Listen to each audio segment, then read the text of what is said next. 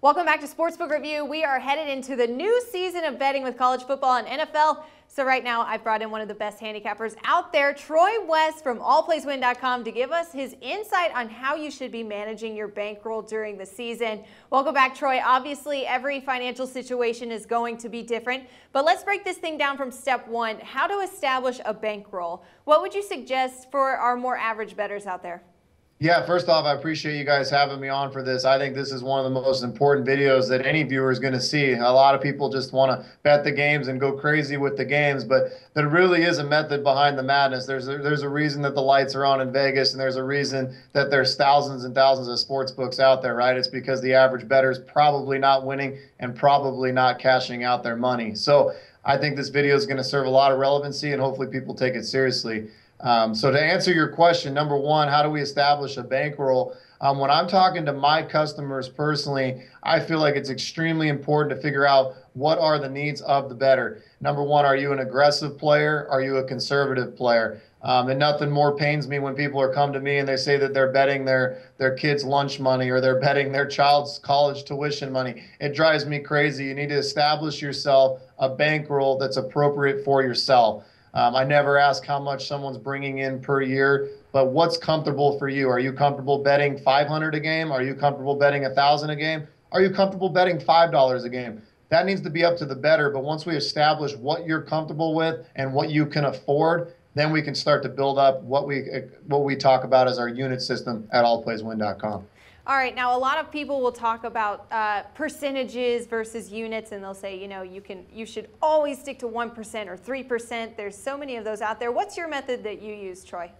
Yeah, it's a little bit different than that. We went away from that not too long ago. And number one, a lot of people will say, well, I bet the same on every single game. That's the way that I do it. And I would argue against that, Megan. A lot of people, including yourself, you know that when you're looking at a sporting event, whether it be a baseball game, an NBA game, or even an NFL or college football game, there are games that you look at where you can say, you know what, I'd really, really like this game. I'm going to bet more on this game than say I would a baseball game or say I would a second half of a basketball game. There are games that we at allplayswin.com, we put significant value on. So the way we do things is we have a unit system that we rate very simple: 5, 10, 15, 20, and 25. 25 would be our max play, which we could have anywhere between 10 to 15 of those per season. Now, with the bettor, we try to figure out, again, going back to how much are you willing to bet. So I myself, I play $100 a unit. You may play $2 a unit. You may play $5 a unit. We try to put you on that unit system, and we put a dollar value to each unit, and you're playing that system out all season long. You can't fluctuate from it. If you start to fluctuate, well, hey, I've won 10 in a row, my bankroll's a lot higher than it was, and then all of a sudden you raise those bets, and all of a sudden you lose 3 in a row, you're right back to where you started, even though you went 10 and 3. So it's really important that people come up with the unit system that they're comfortable with when they start with either a handicapper or themselves, and they follow that system out throughout the course of the year. All right, so let's talk about, you just mentioned that you don't want to fluctuate the amount that you establish. So I was about to ask you about flat betting versus chasing a bet. You know, you always get on those hot streaks and you just want to throw down so much more because you feel like you're on a roll. Would you suggest that, or would you say steer clear of that, never look that way, keep yourself responsible? That's probably the biggest mistake that the gamblers out there do, is they chase their bets, or they get on these hot streaks and they double down, they double down, they double down. Some people do have success with it, and again, that comes back to that aggressive player. If you're aggressive and you've got loads and loads of money and that's the way that you want to bet, there could be some value to it, but chasing is not something that I condone or All Plays Win condones. You really got to stick to the system. If you lose 2, 3, 4, 5 games in a row, you can't throw down on that 6th game more than you've ever thrown down because you feel like the losing streak's going to come to an end. Same goes for winning. Right now, we're in the midst of one of our better winning streaks. I'm not going to suggest people throw more down on the winning streak. You got to establish that system on the money management, establish the units, and then go from there. All right, and we're speaking about units and how much you're going to play a day, but how many plays per day would you suggest to our viewers?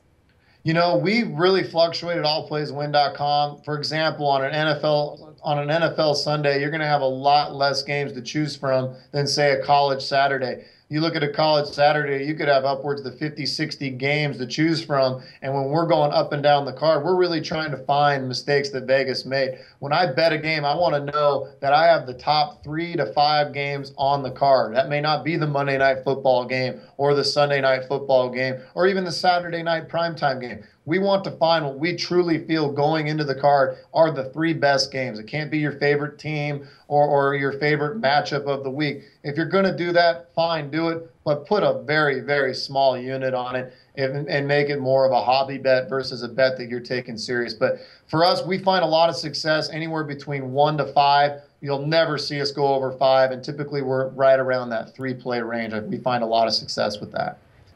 Now, at the end of your day, when you're looking at your bets, they've all played out. Do you have a method or a system you set yourself up for the following day's work?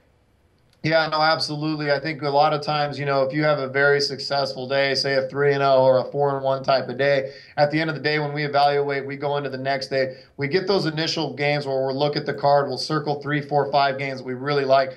Then we'll evaluate it in the morning. And like I said, truly trying to find the best value each and every day. If we have a killer Saturday in college football, we may be a little bit more conservative on Sunday, or we may even push the envelope because we're playing on house money. Still trying to play smart, but it does come into the factor where if you're playing with house money on a day, you may go a little bit more, push the envelope a little bit more, or you may sit back and say, you know what, we had a killer Saturday. Let's just play one game on Sunday and walk away with another winning week.